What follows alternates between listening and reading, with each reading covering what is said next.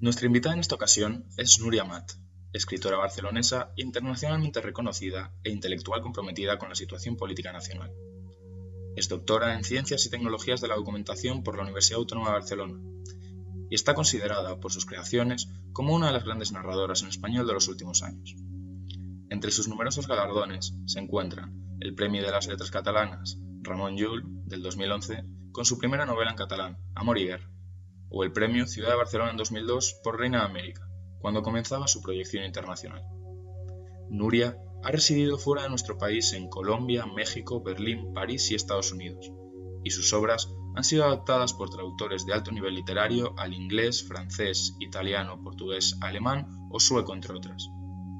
Aclamada por la crítica y sus seguidores, es también inmensamente valorada por sus compañeros de profesión. Esto decía de ella Juan Goytisolo: no escribe obras femeninas ni reivindicativas, tampoco novelas de temática previsible ni productos de venta fácil. No asume identidad alguna, ni siquiera la del segundo sexo. Núria Amat quiere ser y es escritora a secas.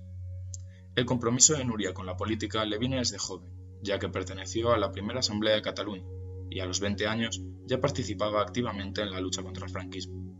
En la actualidad, forma parte del Consejo Asesor de Sociedad Civil Catalana y es una figura que siempre se ha mostrado muy crítica con el separatismo catalán. Bueno, Núria, muchísimas gracias por atendernos hoy, muchas gracias por estar aquí con la España que reúne. Entonces, para empezar con la entrevista, ¿qué significa para ti la España que reúne?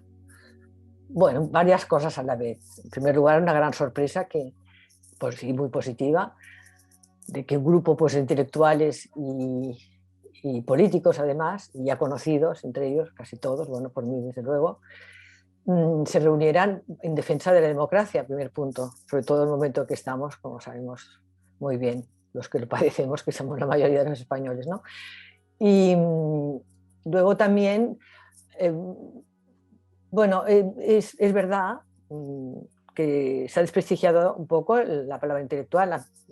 O sea, yo no estoy de acuerdo en esto, por supuesto, porque si se trabaja bien pueden, o la idea de intelectuales, o sea, gente que está preparada, que ha estudiado y que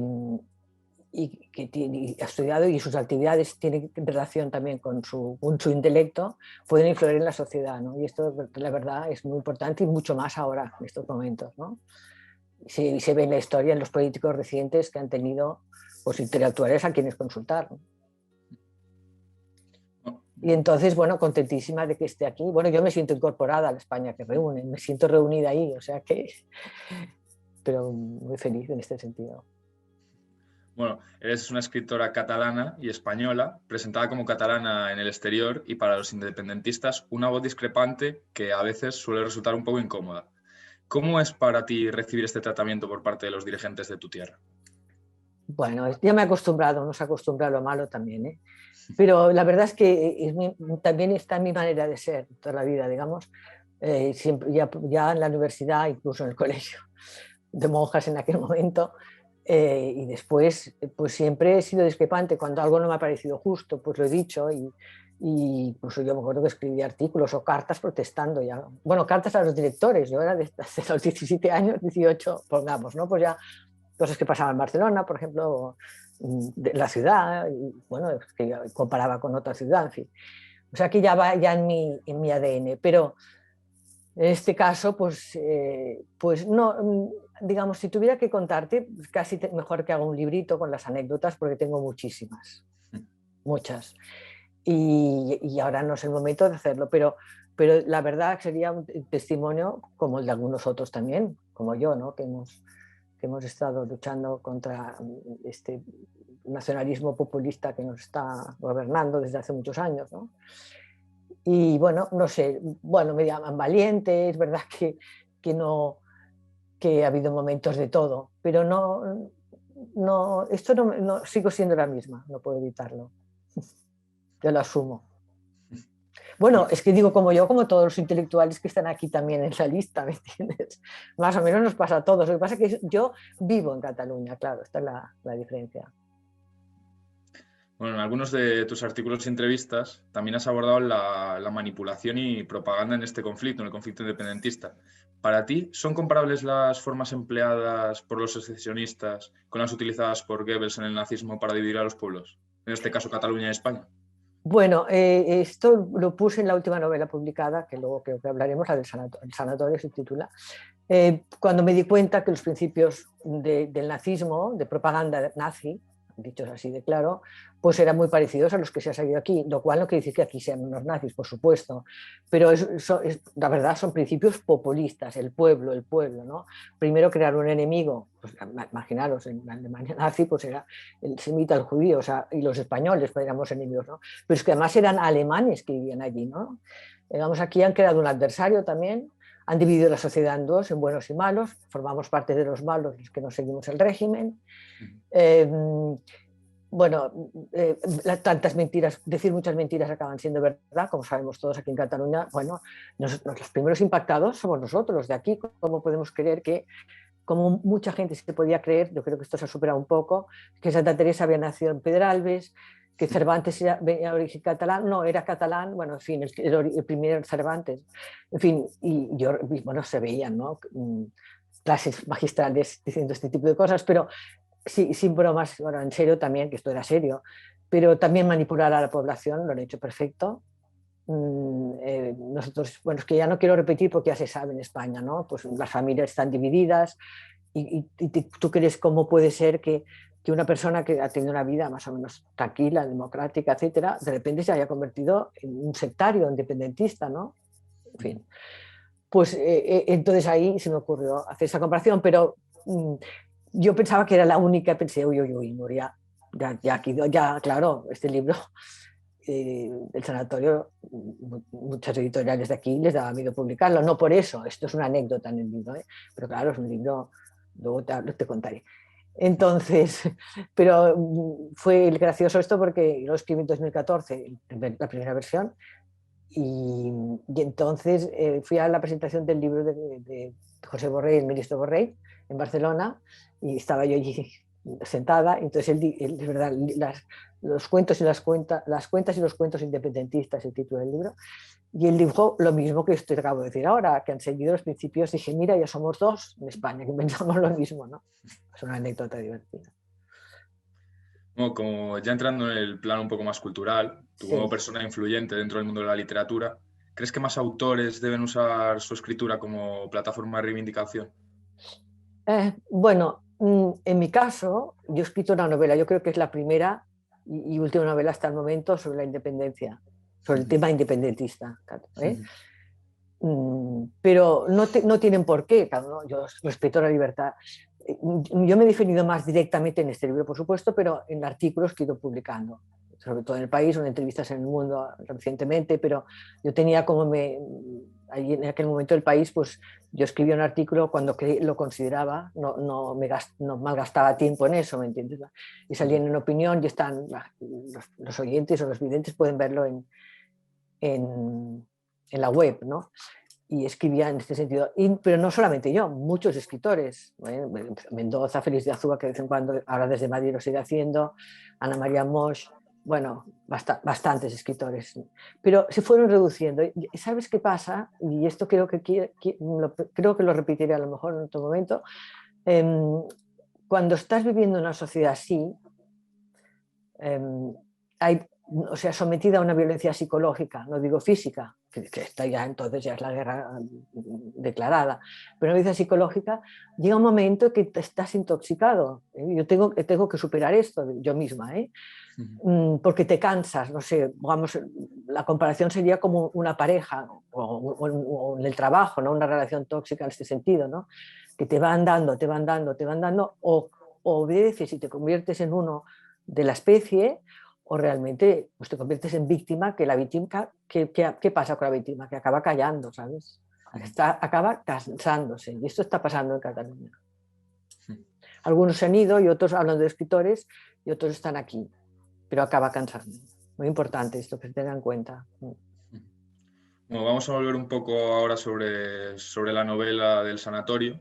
que ha recibido muchos elogios de la crítica y, como se observa también en la página web, es una metáfora de un país sometido a un régimen populista y nacionalista, dogmático y excluyente.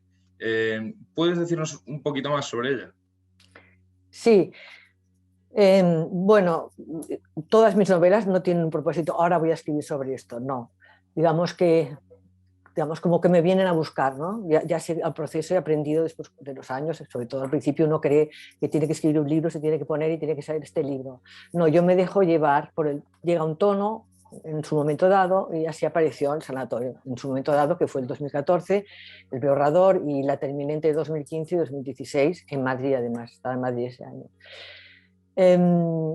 Sí, pues es una mujer que escribe, no tiene que ser necesariamente yo, porque es una distopía, es un país imaginario. Yo soy bastante fan de George Orwell, por cierto, antinacionalista, casi como yo, bueno, o más, ¿no?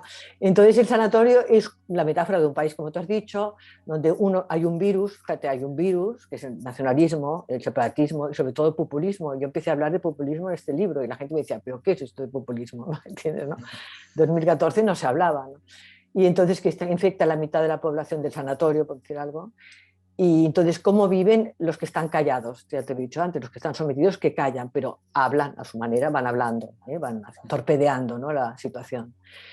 Bueno, más que nada yo creo que hay que leerlo porque es muchas más cosas, ¿no? Pero sobre todo es Cataluña, por supuesto. No sale nunca la palabra Cataluña, no por miedo, no tengo miedo en este sentido, sino porque tenía que distanciarme para poder escribir un libro literario, ¿no? Bueno, una novela, pero para mí lo importante sobre todo es el lenguaje, la voz, ¿no?, de lo que estoy escribiendo, ¿no? Es lo que una vez consigues el tono tuyo, el tono que sabes que es tuyo y de nadie más, avanzas, ¿no?, con el argumento. Y, y bueno, pues ahora me perdí dónde estaba, pero en fin, que termina, esto es interesante. La primera versión no acaba así, y estaba Madrid en la segunda versión, y me acuerdo perfectamente el momento que dije ya así. Entonces termina con el suicidio de Europa. O sea, en realidad es el suicidio de Stefan Zweig, pero ahí en la novela se utiliza, significa un poco el suicidio de Europa, cuando todavía Europa estaba muy bien. Luego, sabéis, bueno, muy bien, nunca ha estado perfecta, ¿no? Pero hemos tenido las guerras de los Balcanes, gravísimas, pero bueno, hasta el tema es muy movido, ¿no? Y ya está, bueno, esta es la novela. Bueno, Lo que hay que es que leerla, por supuesto, porque eso... contar una novela así es muy complejo, pero sí que es una novela sobre la Cataluña actual. Ah, no hay otro tema muy importante, claro, por eso me lo has preguntado, ahora caigo, porque también aparece Venezuela. Claro, Venezuela, no sé, creo que no sale tampoco el nombre del país, pero tampoco por miedo. Aparece por una razón, porque yo en el 2013 sí, me invitaron a inaugurar una feria del libro en Venezuela, bueno, organizada por los opositores a Maduro, ¿no? Y bueno, yo fui tranquilamente. Y además me invitó Antonio López Ortega, que ahora ya no está allí, pero era un portavoz de la cultura muy importante en el sentido que estamos hablando, ¿no? Entonces, ya llegar, claro, yo no llegué como van los políticos acompañados, ¿no? Pero me acompañaban ellos mismos, pero ya me di cuenta dónde estaba metida rápidamente, ¿no? Me dieron una condecoración en la universidad, di una conferencia, pero luego, para ir un poco rápido, claro, los periodistas me hicieron entrevistas y yo dije lo que opinaba y hablé. Entonces, a la salida tuve una serie de dificultades que también tengo que contar, que están en el libro, para salir de Venezuela. Pero lo más importante en este sentido ahora es que los amigos, pues, opositores a Maduro, vino Capriles también en aquel momento, estoy hablando de 2013, me dijeron, cuando llegues a España, sobre todo Nuria, di que aquí los asesores ya se sabe ahora, de Chávez y de Maduro han sido pues, los políticos que ahora tenéis en Lija, los que están ahí ya en partidos como Pablo Iglesias y Monedero. Bueno, yo lo hice todo, incluso organicé una tertulia política nada más llegar porque estábamos, yo, claro, yo le llamaba la tertulia de resistencia, porque en Cataluña no se podía hablar entonces del separatismo, es muy duro, ¿eh? Ibas a casa de amigos y no se hablaba. Entonces, una vez, bueno, me encontré con Joan Tapia un día y con Mauricio Lucena y dije, ¿por qué no organizamos una tertulia de resistencia política para hablar entre nosotros? Y esto fue muy interesante, allí también hablé de lo que, del consejo que me dieron en Venezuela, que nadie hizo caso. Además me decían, llegará presidente, ya veréis si no tenéis cuidado, me decían, llegará presidente. Es muy, de verdad, ¿eh? O sea, esto es testigo, tengo testigos, o sea, esto fue así. Aquí, no, aquí casi me tomaban el pelo, me decían, ¿pero qué dices? ¿Qué va? En fin, cuando ganó Pedro Sánchez volví a repetirlo, cuando fue candidato ya. En fin, bueno, ya está, ya lo tenemos. No me gusta ser trágica. Tal vez cuando escribo soy muy pesimista, pero hablando no soy tan pesimista. Trato de ser más optimista porque esto nos ayuda a vivir un poquito mejor. Sí, totalmente. Bueno, volviendo un poco más al plano general, a la cultura, la pandemia ha sido muy dura en todos los sectores de la sociedad, pero uno de los que menos hemos escuchado hablar, tanto por parte de los medios de comunicación como de los políticos, es el mundo de la cultura. Desde tu punto de vista, ¿se ha hecho algo para fomentar o ayudar al sector en este primer año de pandemia? Sí. Luego te acordaré porque quiero decir algo que todavía no he dicho, pero en fin, la cultura no se ha hecho nada, claro. Aquí tenemos dos virus ya. Bueno, el tremendo, el mortal, que es la pandemia vírica llamada COVID, y luego yo siempre creo que también es como, bueno, a mí se me ocurrió llamarlo así, en el 2014, al independentismo, que era como un virus que infectaba, fíjate, estaba en un sanatorio, o sea, como una premonición un poco de lo que iba a venir después. La literatura tiene este poder a veces, la literatura, ¿eh? No el ensayo, pero la literatura, la narrativa y la poesía también a veces tiene este poder premonitorio, digamos, ¿no? ¿Y cómo está? Pues la cultura casi no hay. Digamos, se editan libros, por cierto, esto sí que es algo positivo, se editan libros, los editores son los que están más en la cultura, hay obras de teatro, bueno, teatro funciona más o menos, no como en Madrid, porque yo sigo las noticias de Madrid, es otra cosa.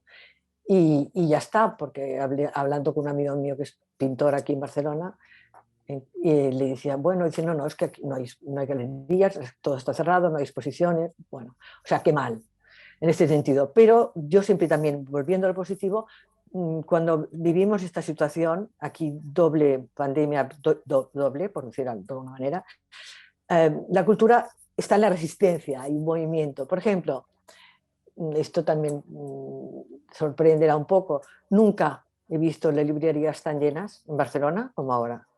Nunca, ni yo ni nadie, haciendo colas, cada vez que voy muy a menudo, una vez a la semana voy, haciendo cola para comprar un libro, ¿entiendes? O sea que esto también es muy significativo.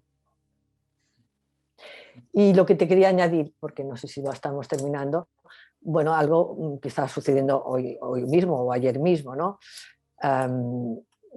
Claro, lo que me preocupa más en estos momentos, y creo que a todos, y a la España que reúne, por supuesto, es lo que yo entiendo como una crisis de políticos tremenda, pero tremenda. Y esto es lo que hay que mover más.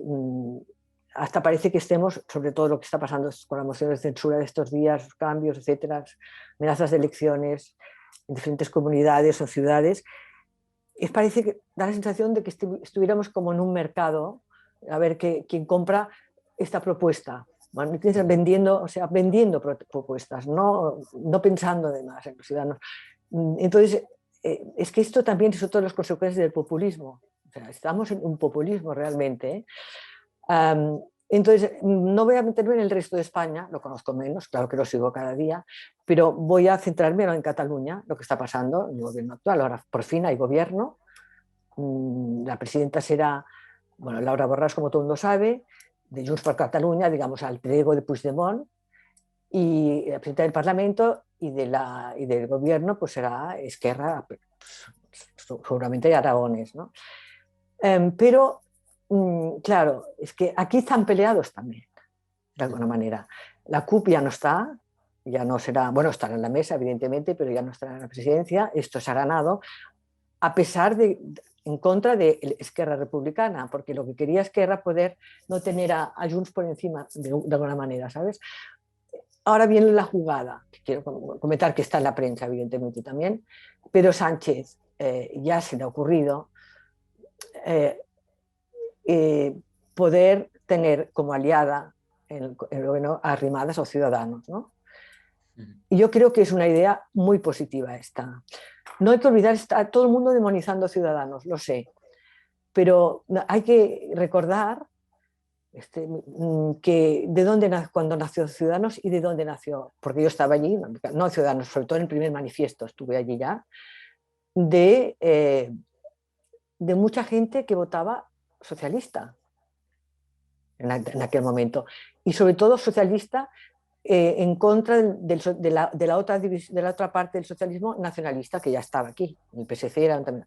Entonces, digamos que esta gente todavía existe. Lo que es cierto y es muy sorprendente que mucha gente que votaba a Ciudadanos ahora en Cataluña ha pasado a votar a Vox. O sea que los extremos populistas están ganando. Entonces, yo estoy a favor de cualquier estrategia del gobierno. Bueno, además, por ejemplo, Pablo Iglesias en contra de todo lo que te estoy diciendo, porque ya se ha dado cuenta de que el presidente busca Ciudadanos para relevar a Esquerra, y no hacer pactos con Esquerra. Perdonad que sea tan política, pero es que esto lo estoy viviendo de primera mano. Entonces, para Cataluña es muy importante, ¿no? Y además, si Pablo Iglesias dice que no, quiere decir que tenemos toda la razón, ¿no? Bueno, pues aprovecho. La política es cultura también, y en estos momentos pues, vale la pena decir algo que desde Cataluña ahora. Totalmente, totalmente. Bueno, volviendo ahora a tu figura, eres una escritora muy reconocida, tanto en el ámbito nacional como a nivel internacional, incluso diría que sobre todo a nivel internacional. Y una mujer que ha vivido en cantidad de lugares distintos, habiéndose empapado de las culturas de estos. Entonces, para ti, ¿qué importancia tiene la nuestra, la cultura española, en tu vida? Bueno, esta pregunta, pues muchísima, en el sentido de que estoy abierta a todas las culturas. Quiero aquí también enlazar una frase de Marguerite Yourcenar, una gran escritora, como no, cuando dice: estoy en contra de todo particularismo de país, de especie, de especie, de raza y de religión. Cuando dice de país, o sea, yo siempre he sido antinacionalista, porque sé a dónde lleva. He leído mucho, me acuerdo, yo a los 14 años leía todos los libros sobre la Europa nazi y de la Segunda Guerra Mundial. Me empapé de esto más, bueno, con la cosa judía de mi padre, en fin. O sea que siempre esto ha sido en contra, siempre, en fin, he estado siempre en contra de eso. Y cuando me dices, si es cierto que yo a los 20 años ya me fui a estudiar a París, o sea, digamos, yo quería salir de España, vivía Franco en aquel momento, pero Franco más, bueno, ya estaba un poquito antes de morir, digamos. Y sí, y me he alimentado de muchas otras culturas. Esta es mi manera de ser. Por supuesto, la española, he leído todos los novelistas importantes y las novelistas importantes de España, las he leído, y poetas, no digamos, gran poesía, pero y de toda la vida, vamos, pero sobre todo yo me he acercado, y tú lo sabes, por lo que hemos hablado, o me han acercado al mundo latinoamericano, mundo cultural, literario latinoamericano. Mis libros algo tienen, porque yo siempre digo que a mí me descubrió América Latina. Si las personas que entran a mi web oficial lo verán, muchas reseñas de escritores latinoamericanos, ¿no? Y esto es mi pasaporte cultural. Este ha sido mi pasaporte cultural, ¿no?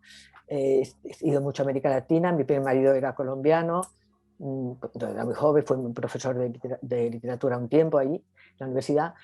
Y luego, pero ya cuando yo leía, yo he sido escritora toda mi vida, ya de pequeña ya lo tenía como vocación, pero cuando yo leía libros en español, tengo que decir así, claro, era muchos traducidos por Cortázar, Borges, grandes traductores latinoamericanos, aquí también los había, por supuesto, pero a mí me llegaba esta voz un poco mestiza. Siendo yo catalana, he escrito un librito que se llama Escribir y callar, que explico este porqué. He tratado de encontrar el porqué de esta razón. Siendo yo catalana, de familia catalana y escribiendo en castellano, yo siempre me he considerado mestiza, en este sentido, lejos, alejada del centro del castellano, ¿no? Que es Castilla, digamos. Se nota hablando, tengo otro tipo de español, otro tipo de castellano. Cuando escribo no hablo como escribo, por supuesto, pero Pero hay esto, y yo me comparo a lo que han dicho los peruanos, los colombianos, los argentinos con la lengua, ¿no? Esta distancia de España te permite más libertad, una cosa que difícil de contar, ¿no? Pero de modismos distintos, bueno, en fin, quien me lea lo verá un poco, ¿no? Siendo española también, catalana y española, claro. Bueno, ya para cerrar la entrevista, como última pregunta, para ti, ¿le falta algo a la literatura o bien a la cultura española? A ver. Por ejemplo, vamos a ejemplo, con Franco la cultura iba bien. Sí, grandes escritores hemos tenido en la guerra, grandes escritores. Claro, yo siempre me refiero a la literatura, como estás viendo, pero, por ejemplo, le sobra envidia, creo yo, cosa que no pasa tanto en otros países, ¿no?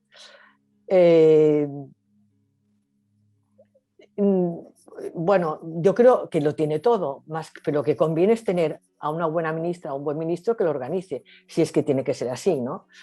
Yo creo que la cultura está dentro, o sea, dirigida no puede estar tampoco, pero sí acompañada, ¿no? Aquí tenemos, no sé, otra cosa que no te he dicho, hablando de cultura, nosotros la buena literatura catalana fue escrita en castellano, la época maravillosa que yo también he vivido, pues de los Goytisolo, bueno, de los nombres que todos conocemos, ¿no? Luego a nosotros nos silenciaron, por ejemplo, cuando Cataluña fue el país invitado en la Feria de Frankfurt, tan importante en este sentido, a los que escribimos en castellano no nos invitaron. O sea, esto ya, o sea, en fin, digamos que con esto ya se ha dicho mucho, ¿no? Entonces, hay según qué gobiernos no se ocupan tanto de la cultura como, por ejemplo, el ejemplo que te he dado. O sea, hay que hacer todo. La cultura es libre. Tiene que ser, por supuesto, ayudada, acompañada y no dirigida en este sentido, ¿no? No teledirigida, vamos, con una idea, con una... Y bueno, y apoyada así porque, vamos, que cultura es que es muy amplio, cultura es todo, es casi todo. Depende de los gobernantes que tenemos y de la gente que está ahí en el país, ¿no? Y sin fronteras. Aquí tenemos una frontera entre Cataluña y el resto de España. Por favor, estoy peleando todo el día con esto, no, impuesta por los catalanes independentistas y también por el resto de españoles que están hartos de Cataluña un poco, ¿no? Entonces aquí estamos. Barcelona era lo sabes, lo voy a repetir, la tercera, o bueno, la ciudad de las más importantes desde el punto de vista cultural, la capital de cultura, Barcelona, lo sabe todo el mundo. Y ha dejado de serlo hace años. Es grave esto. Pues esto es lo que hay que remediar, por ejemplo, ¿no? Desde Cataluña, digo yo ahora. Bueno, ahora es Madrid. Y a mí me entusiasma que sea Madrid. Madrid ha superado y crece, pero bueno, pero Barcelona no, Barcelona está muy empobrecida porque ya lo decían los independentistas, hay que empobrecer Cataluña para hacer daño a España. Qué lema, ¿eh? Pues así estamos. Esto es lo que hay que dejar de hacer.